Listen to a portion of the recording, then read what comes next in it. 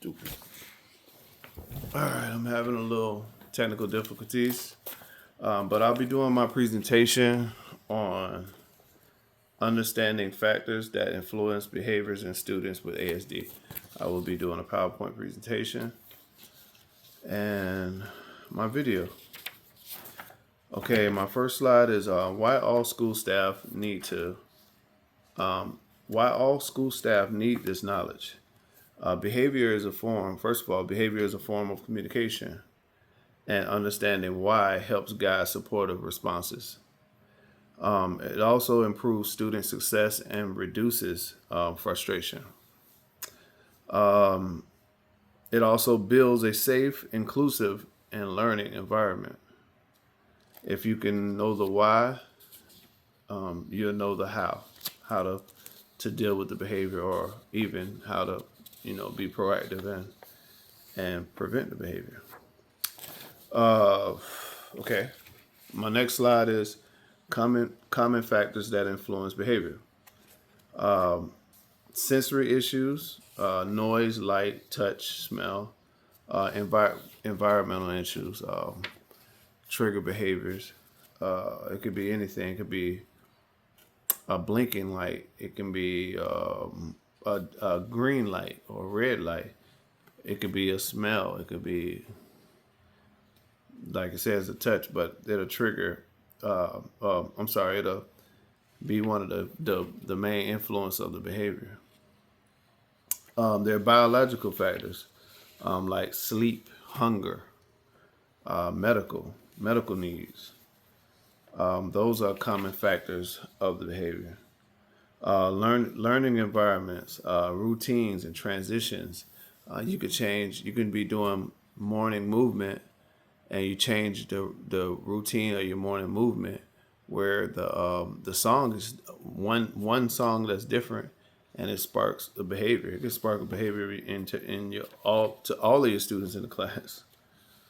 Also, the classroom setup, for visuals, seating, and clutter. Some students don't really respond well to certain seating arrangements or a cluttered classroom.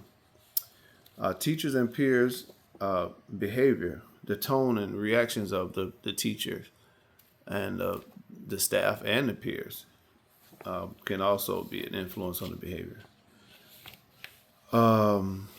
Communication challenges. It could be a student that's nonverbal and their device didn't get charged that night before you guys left the classroom. So their only means of communication now is not charged, and they can't express their wants and needs. So this is a common factor of why the behavior is occurring. And of course, neurological differences like just brain processing, which is common in autism. So it's usually a brain processing issue. I have research-based evidence of sensory issues and how to impact 90% of students with ASD. These are the research that I did, references. And this is executive functioning issues that affect planning and flexibility, and communication problems that could lead to behavior. My next slide is how stimuli triggers behavior. So like, I have an example here, like a loud bell. Students usually some students start screaming or covering their ears. It can be not only like loud bells, it can be something simple as the principal or the office manager who comes over the loudspeaker and maybe saying the Pledge of Allegiance or anything. But that noise may trigger that student and cause them to have some type of behavior, whether it's a maladaptive behavior. It could be a behavior that they like. It also could be something that's overstimulating, that makes them, jump up out of their assigned area and start dancing and doing the goo dance. But it's just a stimuli that triggers the behavior. Again, like the change in the routines. Again, a song can be off from morning movement, and it will make the student melt down totally. The student can, it can be song number 6 and you got song number 7. That's the different song from what song number 7 usually is, and that student could melt down, and you could lose that student for the rest of the day because he can be off task from just not being his normal routine. Also, crowded lunchrooms can trigger behaviors such as aggression or withdrawal. It's usually like sensory overload in those loud cafeterias for students with ASD. It's very hard for them to process, and usually if they're going to be in that situation, you need to have some type of sensory input stuff that they can go to help get them through that lunch period. Behaviors are responses to stress or discomfort.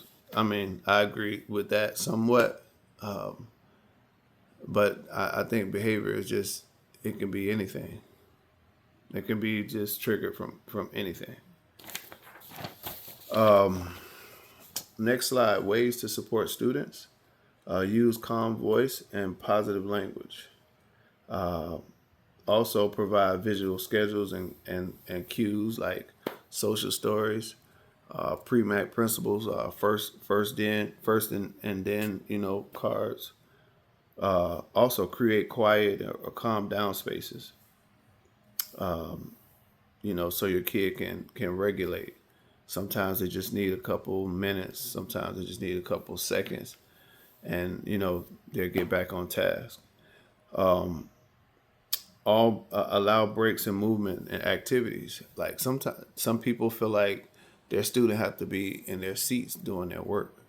I believe that some students can't sit down, so they should be able to stand up and do their work by their desk, and have some type of movement, versus where you have them in a desk, and it's not really helping them, and it's stressing them out and causing frustration, and they can't focus and get the task done. And I think that also needs to be what this last bullet, collaborate and communicates as a team. That needs to be communicated to your team in the classroom, so everybody's on the same page and know that we're not all telling this student something different. Where I'm telling him he can work outside of his seat and standing up, and the other teachers in the class are telling them, "Hey, you need to sit down and do your work." And I'm like, "No, Mr. Smart said I can stand and do my work," and then it causes a whole another frustrating situation and behaviors. My conclusion is understanding behavior and how it helps support students, and like just from the beginning, like I said, if you know the why, then you can teach the how. If you know why the behavior is happening, then you can teach how to help the student regulate or de-escalate the behavior. And yeah, thank you for your support, and that's my presentation.